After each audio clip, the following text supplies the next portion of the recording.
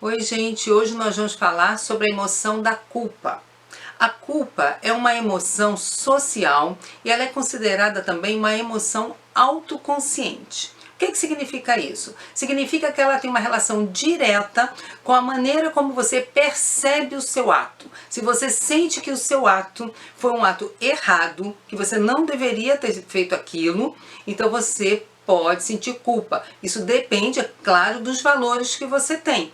Então veja, a culpa, ela é uma emoção que tem a ver com um ato específico. Por exemplo, se você pega alguma coisa que não é sua e você sabe que é errado pegar aquilo que não é seu, então você vai se sentir culpado. Mas existe uma questão anterior. Você sabe que não deveria fazer aquilo. Isso significa que a culpa tem a ver com os valores que você tem.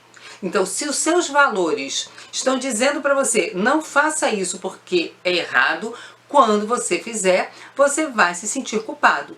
Portanto, a culpa, ela é uma emoção social. Ela tem a ver com o impacto que isso tem na sociedade com relação aos seus atos. No entanto, se uma pessoa pega alguma coisa que não é dela e não se sente culpado, é porque ela não tem aquilo como valor social, entende? Daí a importância da educação nos valores. Porque se as pessoas não têm esses valores sociais, ela vai fazer as coisas e não vai se sentir culpada. Então veja, eu já estou dizendo de início que é importante a gente ter determinados valores sociais, porque eles, é claro, ajudam a gente a viver melhor, a viver socialmente. Entretanto, é uma coisa muito importante que eu quero chamar a atenção de vocês, é que a culpa ela tem sido utilizada na história da humanidade como um mecanismo de dominação. E isso é uma coisa muito grave, porque as pessoas, ideologicamente, determinados grupos sociais, o que eles fazem? Começam a usar a culpa para poder manipular as pessoas, para poder restringir a liberdade de pensamento e de ação.